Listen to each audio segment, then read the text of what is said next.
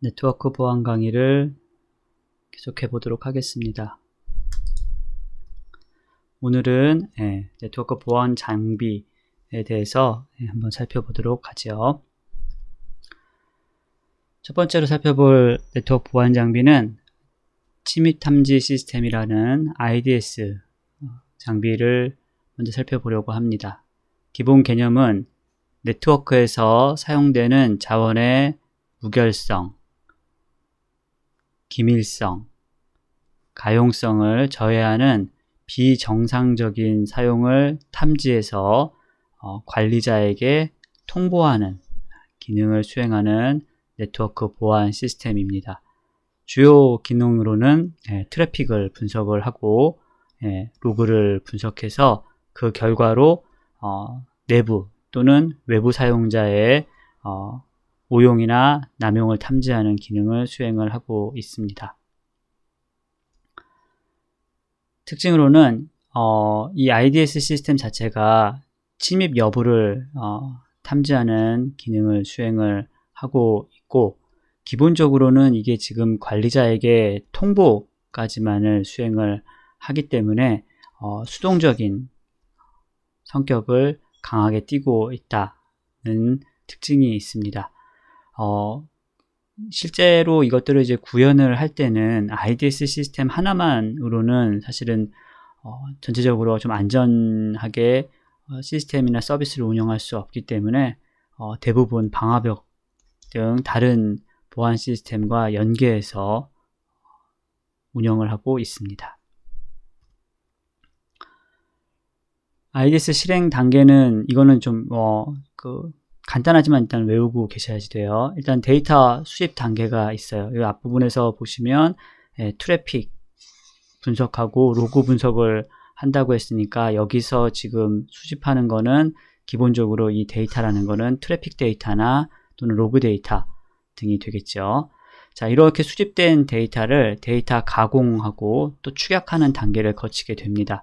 이유는 기본적으로 모든 데이터를 다 감시해야 되는 상황에서 그 데이터라고 하면 이제 패킷 같은 것들, 패킷도 이렇게 크기가 사실은 우리가 이게 IDS가 이제 어느 계층의 데이터들을 볼 거냐에 따라서 실제로는 어디까지 보는 게 효율적이냐 이런 것들이 결정이 날 거 아니에요.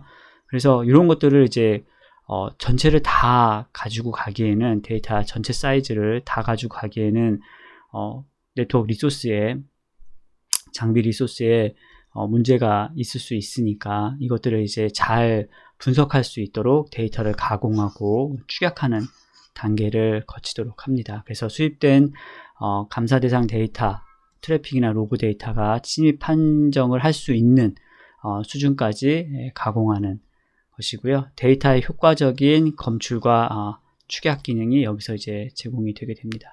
그럼 이제 이렇게는 지금 데이터를 만드는 거예요. 여기 이제 수집, 1번이 수집, 2번이 이제 필터링 걸 수 있도록 데이터를 만드는 거. 이제 3번이 그렇게 이제 축약되고 가공된 데이터를 가지고 분석하고 탐지하는 단계고요. 이렇게 해서 이제 탐지가 되면 최종적으로 이제 보고하고 대응 단계 로 접어들면 이제 우리가 여기서 지금 한 것처럼 주요 목적이 관리자에게 그 사고가 났으면 그거에 대한 탐지 결과를 제공을 하는 것이기 때문에 맨 마지막이 보안 관리자에게 보고하도록 이렇게 되어져 있습니다. 대부분은 그래서 이제 요 2번 단계에 대한 설명이 사실은 되게 중요하다고 보여져요. 왜냐하면 이제 효율성은 사실은 2번에 디펜던시가 강하고요. 그 다음에 IDS 시스템의 정확성 뭐 이런 것들은 3번 단계하고 관계가 좀 깊겠죠, 당연히. 자, 종류가 굉장히 많습니다. 그래서 IDS는 탐지하는 방법에 따라서 대응하는 방법에 따라서 데이터를 어디서 수집하느냐에 따라서 또는 데이터를 언제 수집하느냐에 따라서 종류가 나눠지게 돼요. 탐지 방법으로 보면 행위 기반, 그 다음에 지식 기반이 있고요. 행위 기반 같은 경우는 이제 뒷부분에서 설명을 드리겠지만 이거는 비정상 행위에 대한 침입 탐지, 수행을 하고 있고, 이거는 기본적으로 이제 통계 기반으로 하고 있어요. 지식 기반 같은 경우는 오용 침입 탐지를 기반으로 만들고 있고, 규칙이나 룰 기반 탐지라고 할 수 있어요. 왜냐하면 이게 이제 오용인지 아닌지를 판단을 하려면 그 오용이나인지 아닌지에 대한 기준이 있어야 되는 거잖아요. 그걸 우리가 이제 규칙이나 룰이라고 이야기를 하는 거죠. 이 비정상 행위 탐지 같은 경우는 이게 이제 우리가 그 시스템이나 서비스를 이용할 때 정상적인 그 그래프, 정상적인 통계치, 뭐 이런 것들을 이제 벗어나냐 안 벗어나냐. 예를 들면 이제 월요일 아침이나 아니면 주말 이럴 때 보니까 네트워크 트래픽 양이 갑자기 이게 일반적인 네트워크 트래픽 양에 뭐 한 20배 이렇게 뛰었다. 이런 경우는 이건 분명히 문제가 생긴 거잖아요. 그렇게 이제 통계적으로 접근을 하는 모델이다. 이렇게 볼 수 있고요. 대응 방법으로는 수동적, 능동적이라고 이야기를 하는데, 이제 앞부분에서 특징으로 봤듯이 IDS는 기본적으로 관리자에게 보고하는 것으로 최종 단계로 되어 있기 때문에 수동적인 성향이 강해요. 그런데 여기에 이제 그 보고된 거에 대한 대응 방안 같은 것들이 더 추가적으로 되어져 있다 그러면 이제 약간의 능동적인 형태가 취해져 있다라고 볼 수 있지만, 그래도 기본적으로는 성격으로 본다 그러면 이제 수동적인 시스템이다라고 볼 수 있고요. 자, 데이터 수집 원으로는 호스트 로그 파일을 분석, 그러니까 각각의 그 구성원들의 이 그 컴퓨터나 시스템을 우리가 호스트라고 이야기할 건데요. 거기에 있는 로그 파일들을 다 수집을 해서 침입 탐지 여부를 분석을 한다던가, 아니면 네트워크망에 설치를 해서 네트워크망으로 유입되거나 흘러나가는 패킷들을 다 감시하는 이런 이제 그 방법으로 이제 이런 종류로 데이터를 수집하는 거에 따라서 두 가지 정도가 나눠질 수 있고요. 탐지 시점은 사실은 별 의미가 없어요. 실시간 분석과 사후 분석이라고 하지만 이거 뭐 실시간, 그러니까 사후 분석하는 시스템, 실시간 분석하는 시스템 이렇게 되어 있지는 않다고 봐야 될 것 같아요. 이건 약간의 정책에 관한 문제일 것 같아요. 왜냐하면 이 데이터들을 이제 수집을 해서 걔를 다 이제 분석을 할 거냐, 실시간으로 분석을 할 거냐, 또는 이런 데이터를 수집을 해서 사고가 났을 때 증빙 자료를 찾기 위해서, 증거를 찾기 위해서 분석을 할 거냐, 뭐 이런 것들일 거 아니에요. 그래서 딱히 시스템으로 이렇게 구분하기는 좀 애매한 것 같습니다. 자, 탐지 방법에 따라서 앞에서 얘기한 것처럼 행위 기반은 비정상 행위 탐지고 통계적 분석이라고 이야기를 했죠. 시스템 사용자가 일정 기간 동안의 정상 행위 패턴을 수행을 하게 되면 이제 그 정상 행위 패턴을 기반으로 해서 프로파일을 생성을 해요. 그럼 이제 얘가 정상의 기준이 되는 거고, 이렇게 생성된 프로파일을 벗어날 경우 그것을 비정상적인 행위 또는 침입이라고 간주하겠다는 거죠. 그래서 이렇게 정상적인 행위를 기록한 요 프로파일의 한계점, 그러니까 예를 들면 월요일날, 그러니까 주말에 이렇게 쭉 그 네트워크 통계치를 보니까 예를 들면은 뭐 100개 정도가 뭐 100 맥시멈이었다. 뭐 이 아래로 이렇게 흘러다니더라. 그러면 이제 얘가 기준점이 되겠다는 거예요.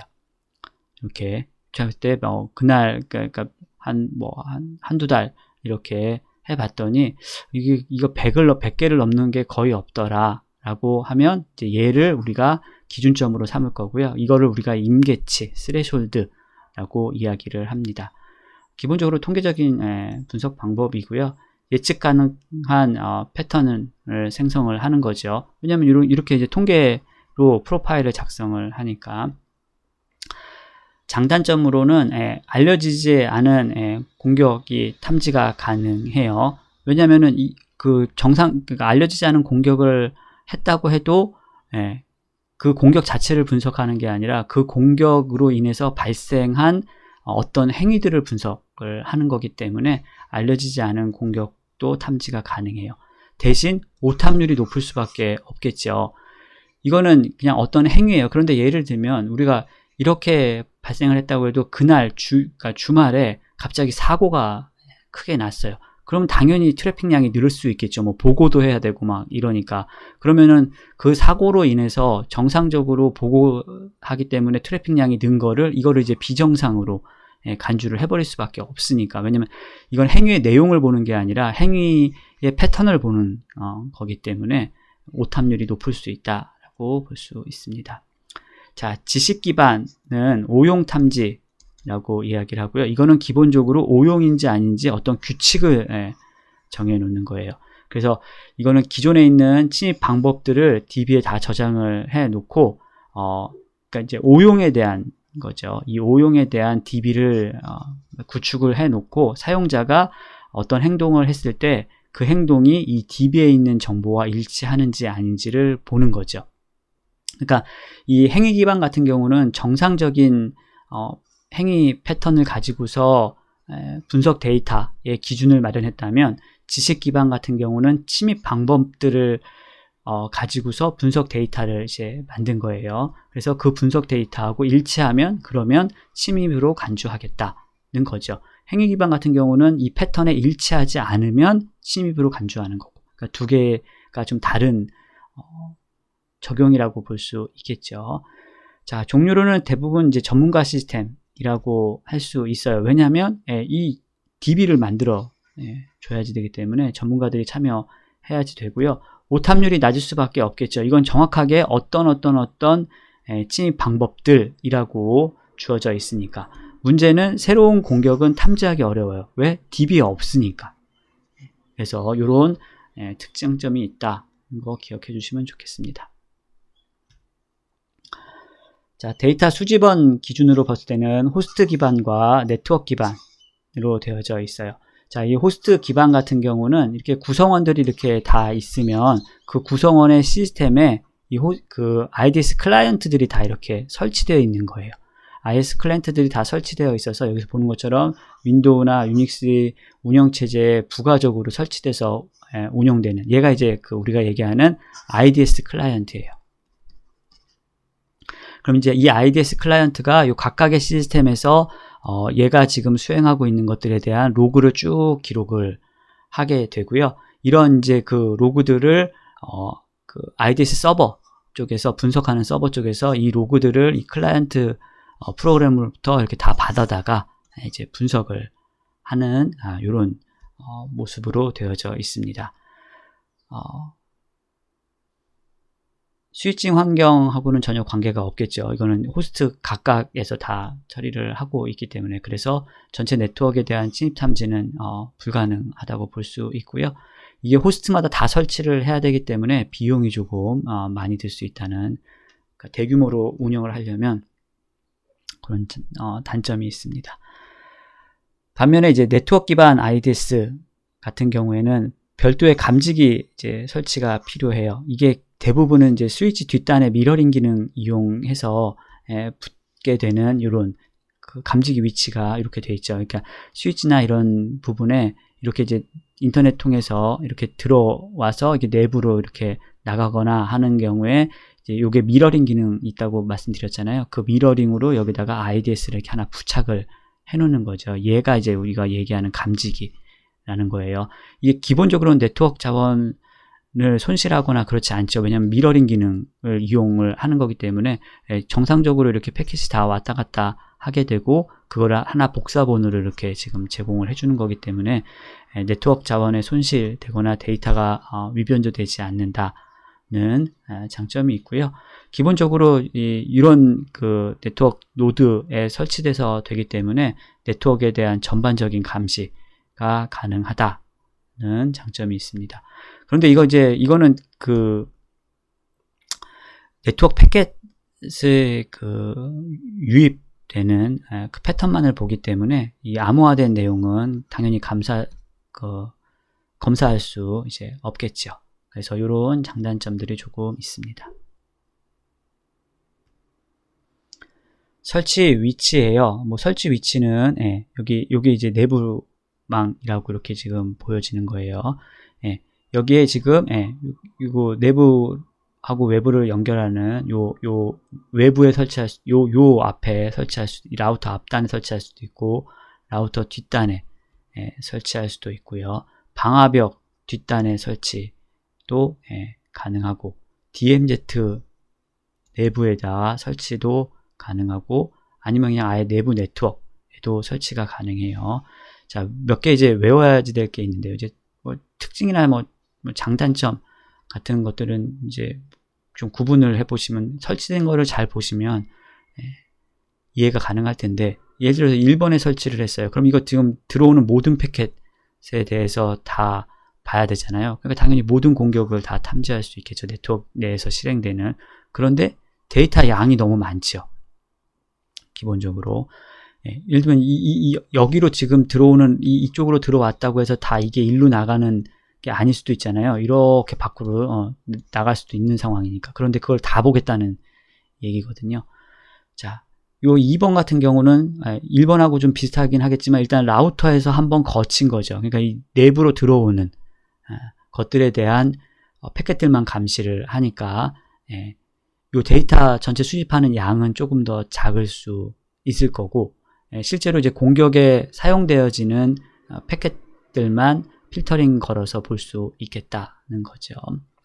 이제 방화벽 뒷단이라 그러면 일단 방화벽을 거친 거잖아요. 그러니까 적어도 방화벽에서 한번 필터링을 건 것에 대한 것들에 대한 탐지다라고 해서 주의하셔야 되는 건이에요. 만일 전체 네트워크에서 방화벽을 한 대만 IDS를 한 대만 설치해야 된다라고 하면 방화벽 뒷단이에요. 방화벽을 통과하고 그 다음에 이건 내부 라우터예요. 내부 라우터에서 이렇게 내부망으로 이렇게 갈라지기 전에 여기다가 설치를 해야지 된다. 이렇게 기억을 하고 계시면 되겠습니다. 그래서 우선순위로 본다고 하면 한 대면은 3번, 두 대면은 3번, 5번 이렇게 설치를 하라는 거예요. 세 대면 3번, 5번, 4번, 네 대면 3번, 5번, 4번, 2번 뭐 이런 식 이런 거예요. 이 우선순위가 여기다 설치하거나 또는 여기다 설치하거나 라는 얘기가 아니에요. 그렇게 보시면 조금 위험할 것 같고요. 가능하면 이런 순서로 설치를 해주시는 게 좋을 것 같습니다. 자, IDS 관리하는 방법에 따라서 중앙 집중화된 관리가 있고요. 외부 위임된 관리가 있어요. 그래서 기본적으로 IDS가 여러 대 설치할 수 있기 때문에 설치한 IDS를 하나하나 따로따로 다 여기 시스템 접속하고 여기 시스템 접속하고 이래서 관리하는 게 아니라 기본적으로 어떤 정책에 따라서 전체 지금 서비스망에 구성되어져 있는 IDS를 통합해서 관리하게끔 되어져 있습니다. 그런데 이제 이렇게 내가 내부적으로 관리할 수 있는 이런 조직을 운영할 수 없다라고 하면 당연히 어쩔 수 없이 이제 외부에 위임해서 할 수밖에 없고요. 기본적으로 이렇게 보신 것처럼 전문화된 인력이 부재해서 이렇게 중앙에서 통제하기 어려운 경우에는 어쩔 수 없이 외부에 위임하게 되고요. 현재 많은 보안업체에서도 이렇게 외부 위탁해서 운영을 하고 있습니다. IDS에서도 이거 그 앞부분에서도 몇 번 나왔잖아요. 그러니까 그 오탐에 대한 정의들이 필요해요. 그래서 긍정 오류, 부정 오류. 긍정 오류는 합법적인 사용자를 침입자로 간주하는 오류. 그 다음에 부정 오류는 침입자를 합법적인 사용자로 간주해서 허용하는 그런 오류를 의미합니다. 이 두 개는 그냥 그 정의만 구분해 주시면 될 것 같아요. 자, 허니팟이 가끔 나와요. 그냥 그 데피니션만 외우고 계시면 돼요. 허니팟 같은 경우는 이거 역시 그냥 그림에서 똑같아요. 꿀단지예요. 그 실제로 자료를 가진 호스트인 것처럼 공격자를 유인해서, 왜냐면 이제 우리가 공격이 들어왔을 때 얘가 어떤 방법으로 어떤 패턴으로 공격을 하는지를 알아야지 IDS에서 예를 들어서 그 DB 같은 것들을 업데이트를 하고 갱신을 하려고 그러면 자료가 필요하잖아요. 그런 자료들을 수집하고 분석하기 위해서 만든 시스템이다 라고 보시면 돼요. 요건으로는 해커에게 노출이 잘 돼야 돼요. 왜냐하면 많이들 들어와서 자기들 공격을 많이 해야지 데이터가 많이 수집이 되죠. 취약해 보여야 돼요. 그래야 공격을 하겠죠. 해커들이 들어왔는데 너무 강인해 보여서 공격할 엄두조차도 안 내더라 라고 하면 아무 데이터를 수집을 할 수가 없으니까 그렇고요. 시스템의 모든 구성 요소를 갖춰야지 돼요. 왜? 호스트인 것처럼 보여야 돼서, 실제 운영되고 있는 호스트인 것처럼 보여야 되기 때문에 그렇고요. 뭐 당연히 이제 IDS 설치해서 패킷들을 다 감시해야지 되고, 그 결과에 대해서 관리자에게 당연히 알려줘야 되겠죠. 그럼 이제 관리자가 여기서 취합된 정보들을 가지고서 DB 같은 것들을 갱신할 수 있게 되겠죠. 스노트 문제가 좀 가끔 나와요. 이게 오픈소스라서 나오는 것 같아요. 그래서 룰 규칙 기반, 이거 기본적으로 오용 탐지죠. 룰 규칙 기반 IDS 이고요. 기본적으로 룰은 헤더와 옵션으로 구성이 돼요. 그래서 헤더에는 어떻게 무엇을 어디로 전송할지에 대한 것들이 구성이 되어지고요. 그 룰 옵션에서는 헤더 다음에 가로를 쳐가지고 지정을 하게 되어져 있어요. 저도 이거 지금 찾아가지고 이렇게 다 넣어놨어요. 이런 문제들이 지금 계속 나오기 때문에 기본적으로 이런 것들을 다 공부를 조금 해보시면 좋을 것 같고요. 여기서 보는 것처럼 예를 들면 이벤트 이름이 HTTP GET flooding, 그 다음에 외부에서 내부로 들어오는 패킷 중에서 이 문자열을 포함하는 페이로드를 대소문자 구분 없이 13개만큼 검색하고 이 패킷이 1초에 10번 일어난다면 경고를 낼 수 있도록 그렇게 설정을 하려고 한다 라고 하면 이제 이게 명령어가 어떻게 구성이 돼야 되는지 인 거예요. 시험 문제 내기 되게 쉽겠죠. 기본적으로 그래서 요것들을 조금 이렇게 조합을 하는 연습들을 매번 좀 해보시기 바라고요. 오픈소스이기 때문에 기본적으로 이게 지금 시스템 보안 책들에서도 한국에서 나온 시스템 보안 책에서는 이 스노트에 대한 설명들이 기본적으로 다 나오고 있어요. 그래서 이거는 좀 추가적으로 꼭 공부를 해주시기 바래요. 그러니까 네트워크 보안에서는 와이어샥, 그 다음에 그 시스템 보안이나 이런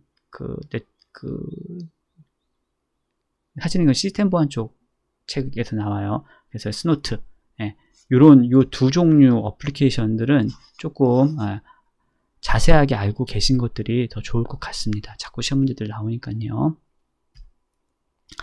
IPS예요. IPS는 여기 보는 것처럼 인트루전 프리벤션이에요. 그러니까 이거 침입 방지 시스템 이고요. 기본적으로 IDS와 방화벽을 합쳐놓은 시스템이에요. 그러니까 이게 IDS만으로는 조금 이제 부족하니까 거기다가 방화벽 기능을 더 추가해서 이렇게 더 확장한 개념이다 라고 보시면 되고요.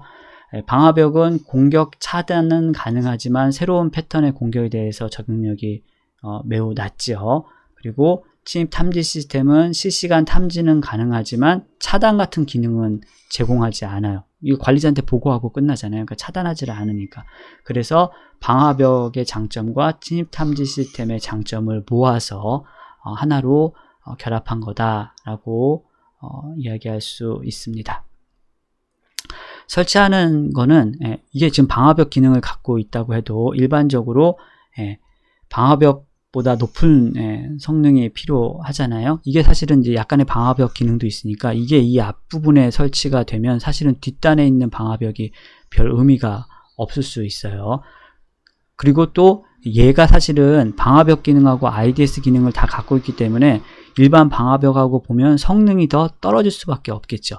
그러니까 이게 성능이 더 떨어지는 애를 이 앞부분에다가 지금 놓을 필요가 없죠. 그래서 일단 방화벽을 거쳐서 여기서 한번 필터링을 걸면 패킷의 수가 줄 거 아니에요. 그걸 가지고서 여기서 이제 추가적으로 한번 더 처리를 한다. 이렇게 보시면 될 것 같아요. 그래서 일반적으로 방화벽 다음 단에 설치하고 있다. 이렇게 기억하시면 좋겠습니다. 동작 원리는 뭐 간단해요. 기본적으로 이제 파이어월 기능하고 IDS 기능이 다 탑재되어져 있기 때문에 그러면 이거 보는 것처럼 파이어월 기능, 요건 지금 파이어월 기능인 거고요.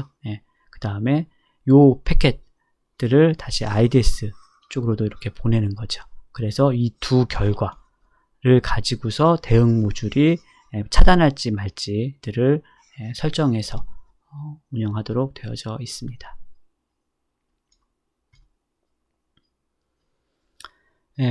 종류로 보면 공격 패턴 인식하는 방법의 시그니처 베이스, 이거는 이제 그 오용 탐지 이런 것처럼 이 침입하려고 하는 아이들이 특정한 시그니처를 갖고 있으니까 이제 그것들을 비교하는 애고요. 휴리스틱 같은 경우는 실시간이나 정보가 불충분해서 합리적으로 판단할 수 없을 때 신속하게 사용하기 위해서 어림짐작하는 기술들이라고 이야기를 해요. 그러니까 이거는 정확하게 거기 이제 매칭하는 것들이 있는 거고, 이거는 어떤 기준 정도를 놔두고 그런 기준으로 아니다 맞다 이렇게 판단하는 거다, 이렇게 생각하시면 되고요. 데이터 수집 언어는 어차피 이것도 IDS이기 때문에 호스트 기반, 그다음에 네트워크 기반, 이렇게 두 가지 종류가 있을 수 있습니다. 자, 그 다음 이제 볼 시스템은 방화벽이에요. 네트워크 방화벽은 신뢰하지 않는 외부 네트워크와 신뢰하는 내부 네트워크 사이를 이렇게 지금 나눠 놓은 거예요. 그래서 요 사이에서 오가는 패킷들을 규칙을 정해 놓고 차단해 주는, 우리가 이제 이걸 정책이라고 얘기를 하잖아요. 그 정책을 정해 놓고 차단해 줄지 허용할지를 결정하는 하드웨어일 수도 있고 소프트웨어일 수도 있습니다. 주요 기능으로는 당연히 접근 제어 고요. 로깅과 감사 추적 할 수 있고요. 요새는 이제 인증 기능, 그 다음에 그 NAT 기능 다 구현을 해주고 있습니다. 그래서 이런 기능들 다 요새는 사실은 이제 기능들이 자꾸 늘어나기는 하는데 주요 기능들이기 때문에 이런 기능들은 조금 기억하고 계시면 좋겠습니다. 방화벽의 한계예요. 당연히 바이러스 못 막죠. 왜냐면 이거는 그 바이러스까지 보려고 그러면 그 데이터 부분까지 다 봐야지 되는 거잖아요. 패킷 헤더 부분을 보는 게 아니라 데이터까지 다 봐야 되면은 사실은 전체적으로 그 방화벽에 되게 큰 오버헤드가 될 수 있죠.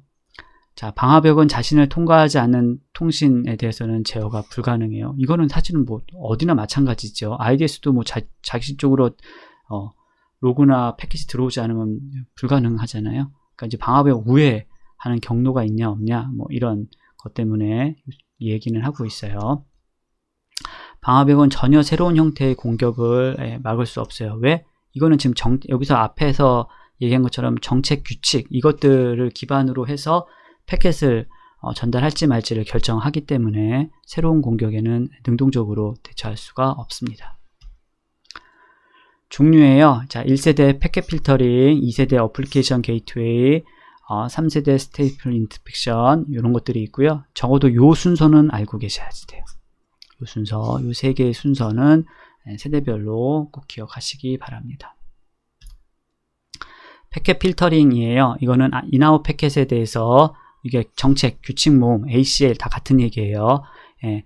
이거와 비교를 해서, 그러니까 그걸 우리가 적용이라고 얘기하는 거죠. 얘하고 비교를 해서 그 결과에 따라서 패킷의 전송 여부를 결정을 하고 있어요. 당연히 구조가 단순하기 때문에 속도는 빨라요. 그런데 패킷 헤더 외에는 조사하지 않기 때문에 응용 프로그램의 취약점을 이용한 공격은 막을 수 없어요. 바이러스 같은 거 못 막는다고 말씀을 드렸었죠. 패킷 필터링 방화벽에 대한 공격하는 방법은 IP 스푸핑, 발신지 경로 배정, 소형 단편화, 이런 이제 방법들이 있어요. 이거 우리 앞부분에서 네트워크 공격할 때 많이 했던 거죠. 이게 다 지금 어떤 거냐면 이 정책을, 여기 있는 이 정책을 적용하기에 어렵게 만드는 거죠. 대부분 이제 IP 주소를 기반으로 해서 정책을 만들 거니까 그 IP를 속이는 스푸핑 하려고 할 거고, 이제 단편화 부분도 헤더 부분을 단편화 시키면 IP 포트 번호 이런 것들이 다 취합이 안 되는 상태이기 때문에 적용할 수 없을 거 아니에요. 그래서 뭐 이런 방법들이 있습니다. 어플리케이션 게이트웨이예요. 이건 사용자 응용 계층에서 침입 차단 시스템을 제공을 하는 거예요. 이거 이제 응용 계층이라는 거고요. 이 응용 계층이기 때문에 응용 서비스마다 각각 다른 게이트웨이 소프트웨어를 구현을 해주셔야지 돼요. 그러니까 이게 파이어월이 이렇게 있으면 지금 이제 외부랑 내부가 통신을 할 때 사용하는 이 응용 프로그램들이 있잖아요. 이 응용 프로그램들마다 이렇게 게이트웨이라는 이 소프트웨어를 하나씩 이렇게 올려줘야지 되는 거예요. 얘가 여기서 얘기하는 응용 게이트웨이예요. 그러니까 예를 들면은 전혀 모르는 새로운 걸 하나 만들었어요. 그러면 이렇게 들어오면 얘를 판단할 수가 없잖아요. 얘 뭔지. 지금 여기다 안 올려져 있으니까. 그러면 이런 거 같은 경우에는 기본적으로 이제 정책에 따라서 아예 차단할지 아니면 바이패스 시킬지 뭐 이거는 정책에 따라서 다르기는 한데 하여튼 정상적으로 파이어월을 구동하려면 이 내부에서 운영하는 어플리케이션 소프트웨어에 대한 게이트웨이들을 다 별도로 이렇게 올려줘야지 된다. 이렇게 보시면 되겠습니다. 근데 게이트웨이 어플리케이션 별로 게이트웨이를 다 올리니까 그 어플리케이션 별로 제어가 판단이 가능한 거죠.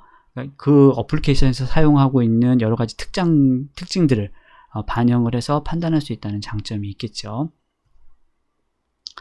자, stateful inspection이에요. 이거는 1세대인 패킷 필터링은 되게 빠르다고 얘기했고요. 어플리케이션 게이트웨이는 응용 수준의 그 필터링이 가능하다고 했잖아요. 그래서 이 두 가지 장점을 결합을 해서 검사를 하고 있습니다. 기본적으로 TCP 연결에 대한 정보 기록을 관리하고 있고요. 패켓을 수신한 방화벽은 해당 패켓을 여기 상태 추적 테이블이라는 것에 저장한 다음에 유입되는 패켓을 이거하고 비교해서 이게 비교해서 통과할 수 없으면 차단시키는 그런 공격 방법들이다라고 할 수 있습니다. 그래서 여기서 보시면 기본적으로 두 개 단계를 다 보는 거예요. 여기서 보시면 들어오면 일단 이게 이미 설정된 TCP 연결, 그러니까 요게 지금 여기서 얘기하는 상태 추적 테이블이에요. 요 테이블이 TCP 커넥션 테이블이 이게 앞에서 얘기하는 상태 추적 테이블 를 의미하는 거예요. 이게 여기서 그러면 이제 3, 4단계 필터링이 가능한 게 되겠죠. 그래서 여기를 통과를 하면 그 다음에 이제 응용 데이터를 보는 거예요. 이게 이제 7계층 필터링 걸게 되는 거죠. 그래서 이게 통과가 됐어요. 공격이 없이 통과되면 그러면 이 패켓을 내부로 전송시켜주고 이 연결에 대한 것을 가지고서 여기를 업데이트를 시켜주는 거죠. 여기서 예를 들어서 문제가 생겼어요. 문제가 생겨가지고 얘가 여기서 패켓을 확인을 해봤더니 정보하고 패켓 헤더 정보 같은 것들을 이제 확인을 해봤더니 얘는 버려야 돼, 차단시켜야 돼 라고 하면 여기에다가 업데이트를 아예 시키지 않는 거예요. 지금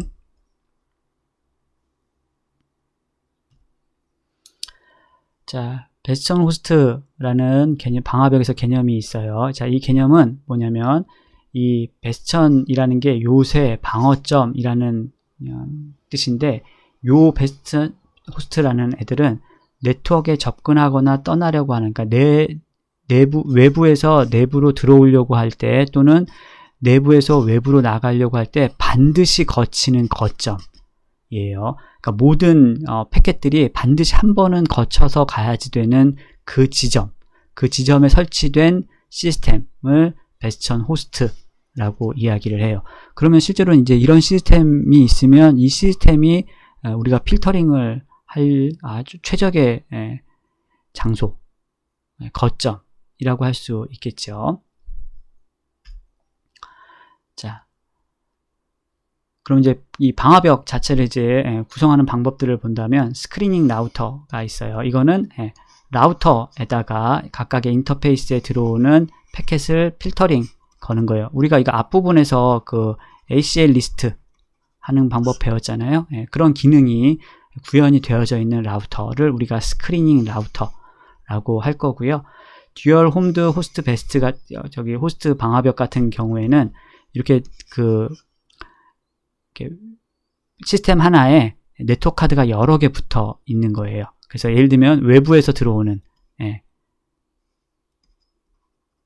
패켓을 받거나 또는 보내는 이런 네트워크 카드가 있고, 그 다음에 내부 쪽으로 이렇게 연결된 네트워크 카드가 있는 거예요. 그래서 여러 개의 네트워크 카드를 가진 단일 컴퓨터들을 의미하고요. 이 컴퓨터를 기준으로 해서 이쪽은 외부, 이쪽은 내부 이렇게 구성, 분리하기 위해서 사용하는 그런 시스템이고요. 얘를 우리가 이제 방화벽이라고 한다 그러면 이 방화벽을 그 듀얼 호스트 방화벽이라고 불러요. 당연히 얘가 베스천 호스트이죠. 내부적으로 이제 움직이는 모든 패킷이 다 거치게 될 테니까요. 자, 스크린 호스트예요. 이거 같은 경우에는 그 라우터 하고 앞에 있었던 스크린 하는 라우터 하고 그 다음에 파이어월 하고 베스트 호스천 이게 발음이 베스천 호스트 파이어월하고를 함께 엮어서 하나의 파이어월 기능을 제공하게 해준 거예요. 그래서 우리는 이거를 통째로 이제 파이어월이라고 구성을 할 거고요. 얘는 라우터예요. 그래서 여기서 스크린이 한 번 더 걸고 여기서 스크린 기능을 갖고 있는 호스트 하나를 더 집어 넣어서 얘를 지금 전체 방화벽으로 구성을 한 거예요. 스크린드 서브넷이라고 하면 여기서 이제 이게 지금 그 나와져 있는 설명이에요. 스크린드 서브넷 아키텍처는 시큐리티 레벨 그 레이어 계층을 하나 더 설치를 하는 거예요. 우리가 지금 갖고 있는 전체 아키텍처에. 그래서 여기서 보시면 기본적으로 얘가 이제 없었으면 앞부분에 있는 파이어월이 하나 더 있고 거기에 파이어월을 하나 더 설치를 이렇게 해 놓은 거죠. 그래서 요렇게 지금 계층을 하나 더 분리할 수 있게끔 제공을 한 거고요. 이게 이제 앞부분에서 이렇게 되어져 있으면 얘가 여기를 통과를 하면 그러면 내부망으로 바로 전체 내부망으로 들어오게 되잖아요. 그런데 이게 좀 위험하죠. 전체 내부망이라는 게 우리가 하는 웹 서버나 메일 서버만 있는 게 아니라 그냥 일반 그 직원들 PC들도 다 묶여 있는 그 내부망을 의미하는 거예요. 일로 들어올 수 있어요. 그래서 지금 이제 외부에서 접근하는 요런 시스템들하고 그 다음에 완전 내부 구성원들의 시스템하고를 다시 분리를 시켜 놓는 거죠. 그러기 위해서는 파이어월이 2대가 필요하겠죠. 그래서 혹시 여기가 뚫렸다고 하더라도 이 뚫린 거를 이용해서 이 안쪽까지 못 들어오게 이렇게 막기 위해서 사용하는 게 스크린드 서브넷이다 라고 하시면 됩니다. DMZ 앞부분에서 지금 얘기한 것처럼 DMZ 같은 경우에는 보호 비보호 네트워크 사이, 그러니까 여기 외부망과 보호는 여기에요. 내부망 사이에 위치한 거고요. 기본적으로 일반적으로 웹 서버, 메일 서버, DNS 서버 등이 이제 위치하고 있는 영역이다라고 하고요. 파이어월 뒷단이기 때문에 IDS 포함할 수도 있겠죠. IDS를 설치한다고 하면 여기다가 이제 설치가 가능하다. 우리가 앞부분에서 IDS 설명할 때 그 파이어월 바로 뒷단에 설치하는 게 좋다고 IPS나 뭐 이런 거 얘기할 때 얘기했었잖아요. 그래서 이렇게 지금 구성을 하고 있습니다. DMZ는. 자, NAT예요. 얘는 시스템에서 내부 네트워크에서 사용하는 사설 주소를 관리하는 그런 기술이고요. 기본적으로는 공인 IP 주소가 고갈되는 것들을 대응하기 위해서 제한되어져 있기는 하지만 우리한테는 이런 게 더 중요하죠. 내부 시스템의 네트워크 구조를 노출하지 않는 보안상의 이점도 추가적으로 제공을 하고 있어요. 종류로는 노멀, 리버스 뭐 이런 것들이 있고요. 차이로 본다고 하면 노멀 NAT 같은 경우는 이건 내부에 그러니까 무조건 지금 설명할 때 사설 네트워크를 쓰는 건 다 내부예요. 외부 사설 네트워크는 우리의 고려 대상이 아니에요. 자, 내부에 있는데 얘가 클라이언트인 거예요. 내부에 있는 클라이언트가 외부에 있는 서버에 접속을 하려고 하는 경우에는 사용하는 게 노멀 NAT 기술이 필요해요.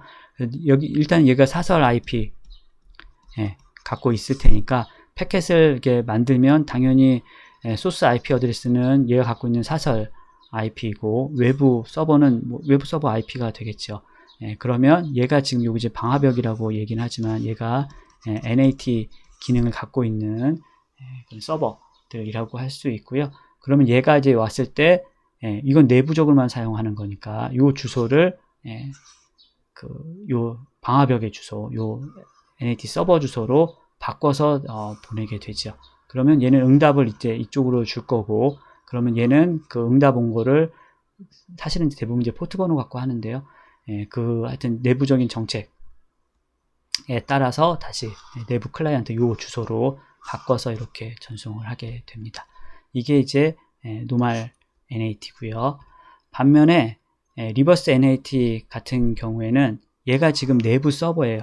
내부 서버. 내가 내부에서 서버 지금 운영을 하고 있는 거예요. 그럼 얘가 지금 사설 IP 갖고 있는 거죠.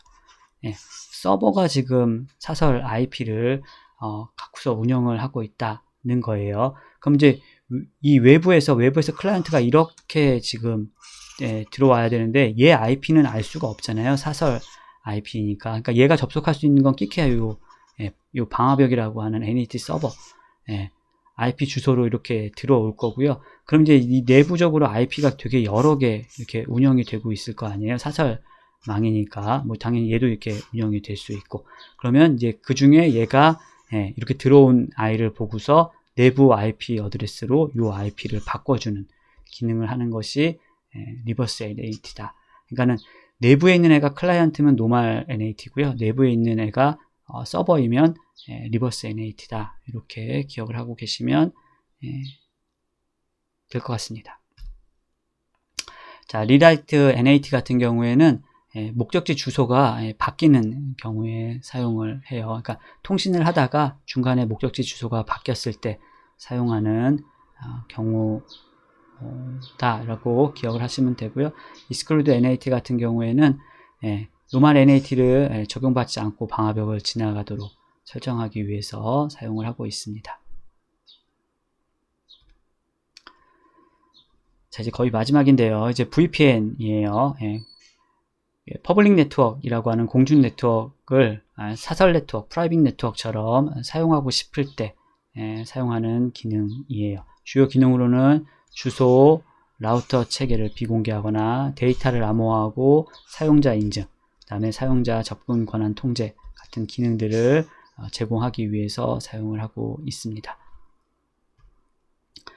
구현 기술로는 터널링, 암호, 인증, 접근 제어 이런 기능들이 있어요. 여기서 지금 보시는 것처럼 이런 기능들 다 제공을 해줘야 되니까 기본적으로 이런 기술들이 필요할 거예요.